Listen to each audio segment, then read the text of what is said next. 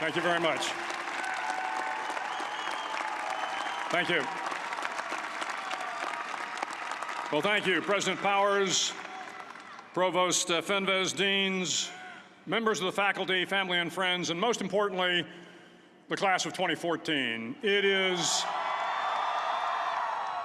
indeed an honor for me to be here tonight. It's been almost 37 years to the day that I graduated from UT. I remember a lot of things about that day. I remember I had a throbbing headache from a party the night before.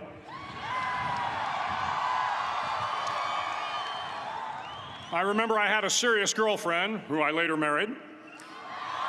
That's important to remember, by the way. And I remember I was getting commissioned in the Navy that day. But of all the things I remember, I don't have a clue who the commencement speaker was, and I certainly don't remember anything they said. So acknowledging that fact, if I can't make this commencement speech memorable, I will at least try to make it short. So the university's slogan is, "What starts here changes the world." Well, I've got to admit, I kind of like it. What starts here changes the world. Tonight, there are almost 8,000 students, or there are more than 8,000 students graduated from UT. So that great paragon of analytical rigor, Ask.com, says that the average American will meet 10,000 people in their lifetime. 10,000 people, that's a lot of folks. But if every one of you changed the lives of just 10 people, and each one of those people changed the lives of another 10 people, and another 10, then in 5 generations, 125 years, the class of 2014 will have changed the lives of 800 million people. 800 million people. Think about it. Over twice the population of the United States. Go one more generation, and you can change the entire population of the world, 8 billion people. If you think it's hard to change the lives of 10 people, change their lives forever, you're wrong. I saw it happen every day in Iraq and Afghanistan.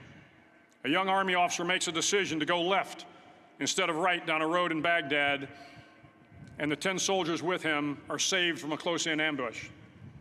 In Kandahar province, Afghanistan, a non-commissioned officer from the female engagement team senses that something isn't right and directs the infantry platoon away from a 500-pound IED, saving the lives of a dozen soldiers.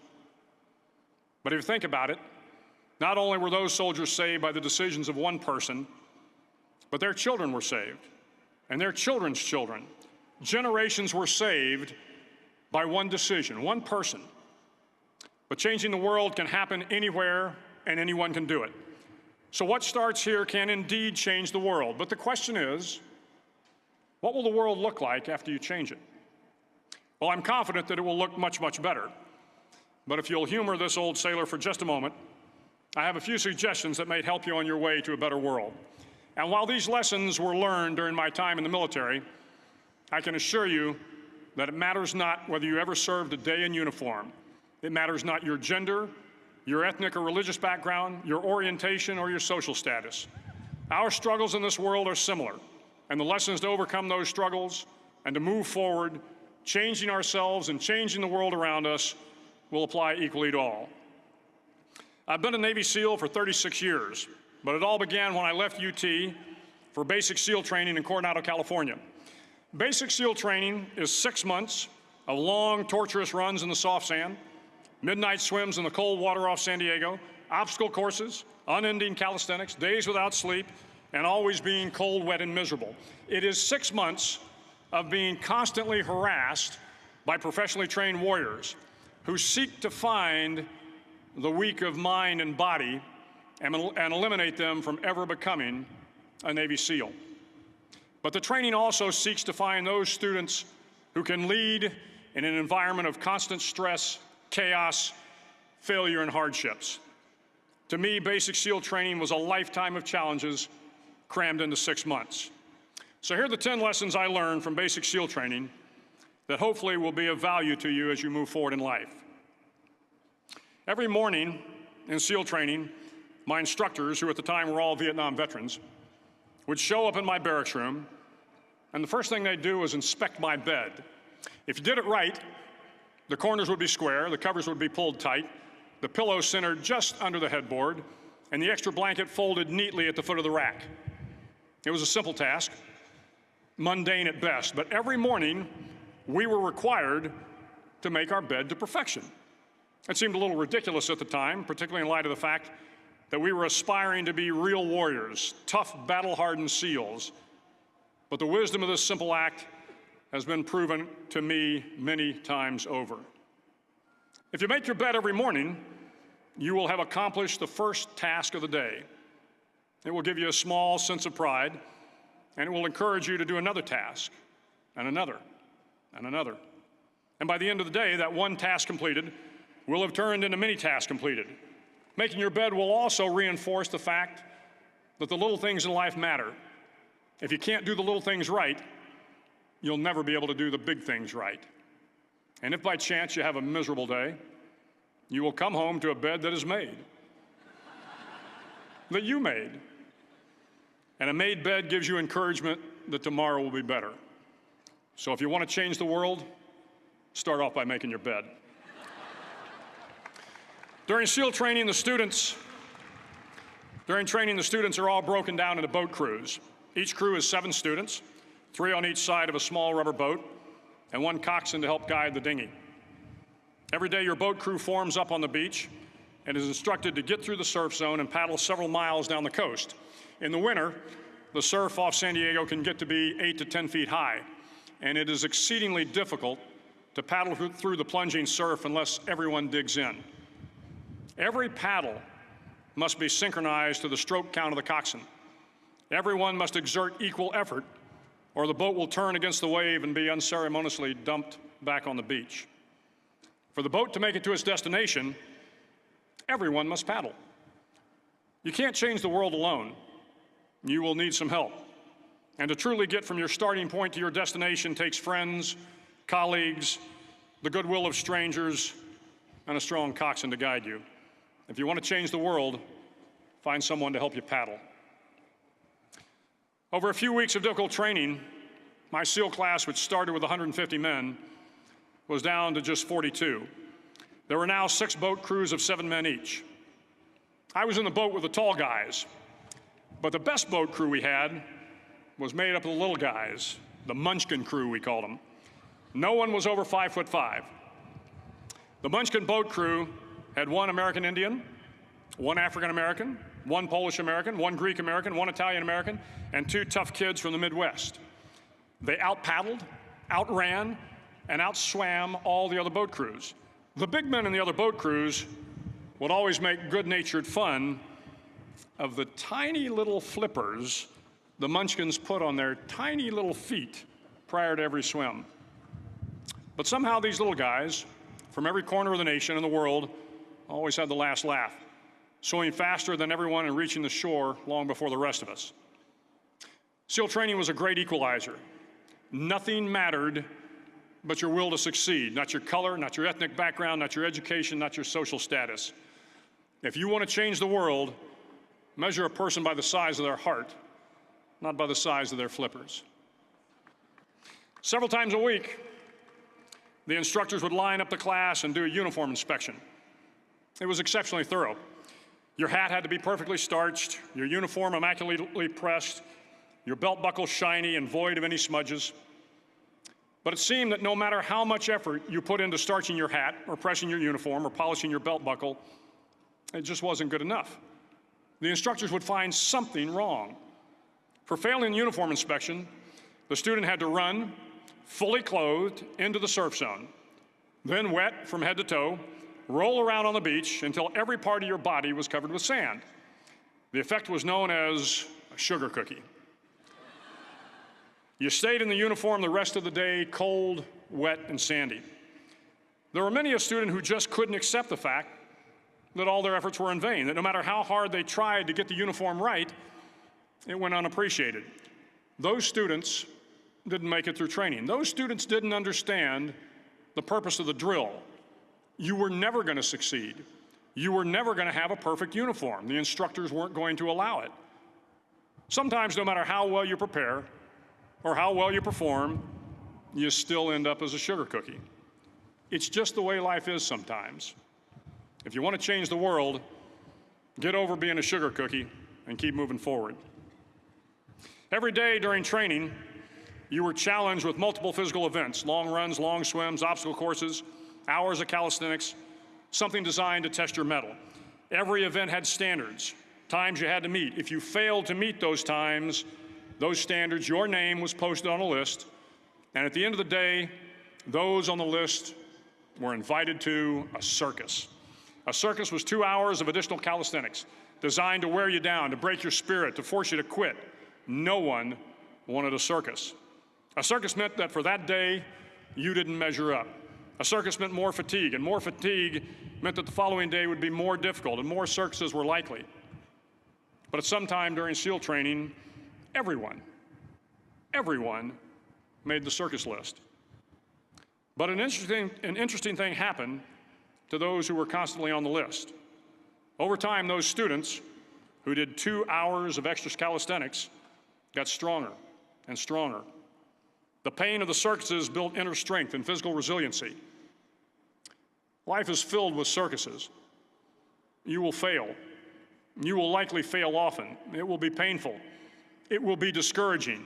At times, it will test you to your very core. But if you want to change the world, don't be afraid of the circuses. At least twice a week, the trainees were required to run the obstacle course. The obstacle course contained 25 obstacles, including a 10-foot wall, a 30-foot cargo net, a barbed wire crawl, to name a few. But the most challenging obstacle was the slide for life. It had a 3-level, 30-foot tower at one end and a 1-level tower at the other. In between was a 200-foot-long rope.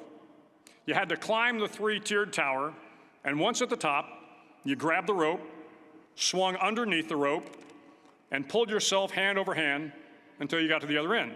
The record for the obstacle course had stood for years when my class began in 1977. The record seemed unbeatable until one day a student decided to go down the slide for life head first.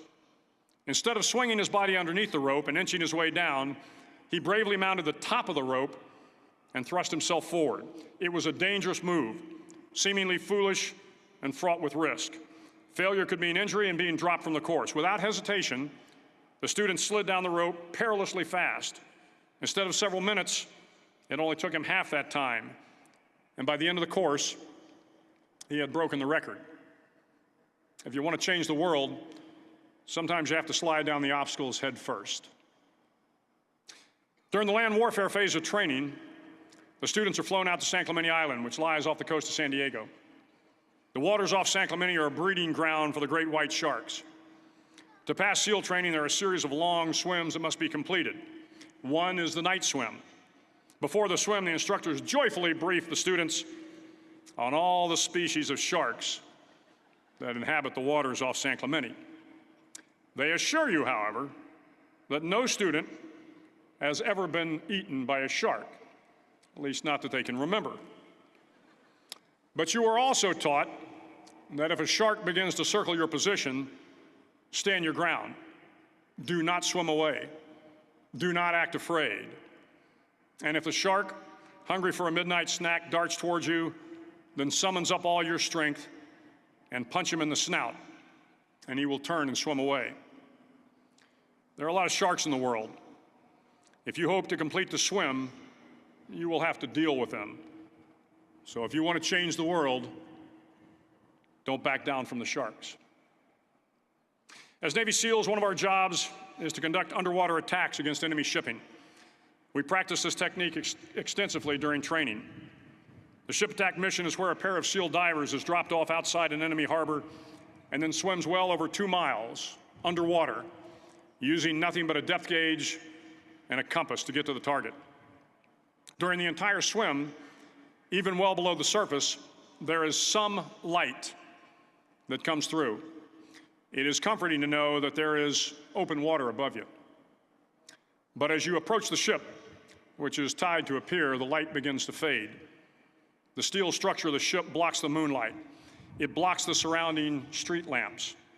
It blocks all ambient light.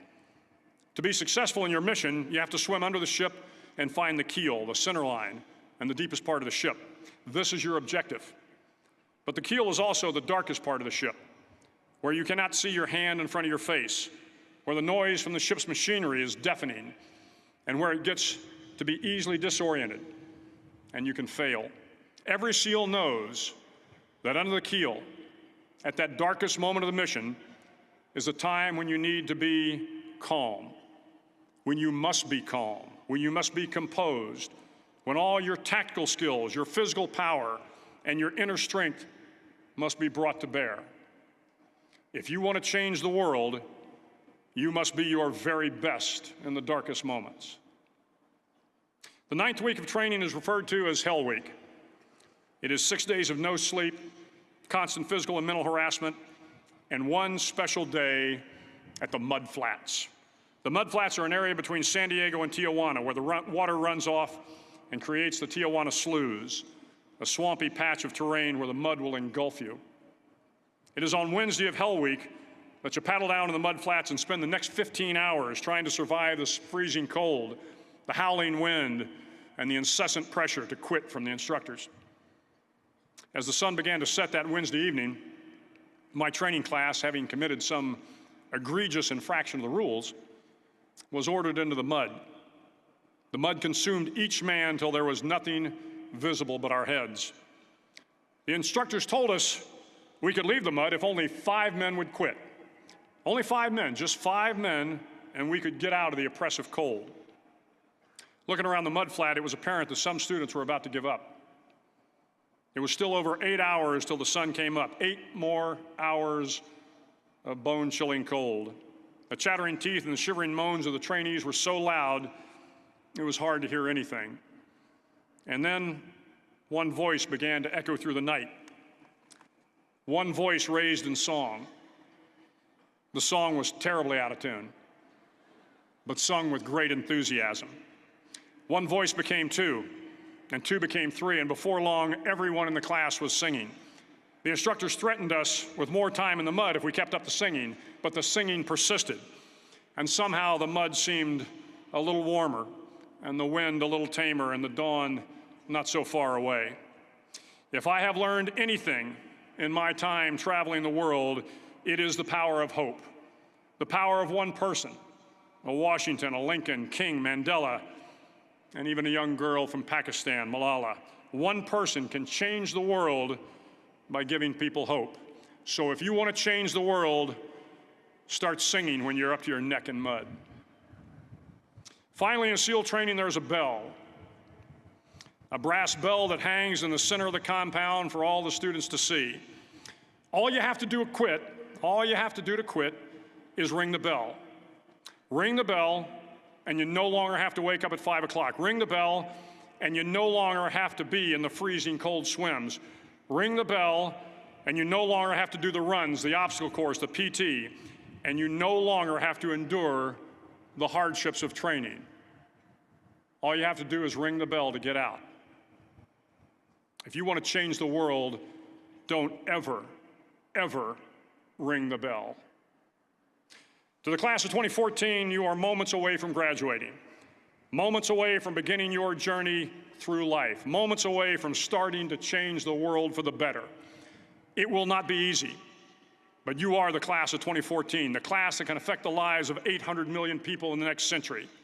Start each day with a task completed. Find someone to help you through life. Respect everyone. Know that life is not fair and that you will fail often. But if you take some risks, step up when the times are the toughest, face down the bullies, lift up the downtrodden, and never, ever give up, if you do these things, the next generation and the generations that follow will live in a world far better than the one we have today. And what started here will indeed have changed the world for the better. Thank you very much. Hook 'em horns.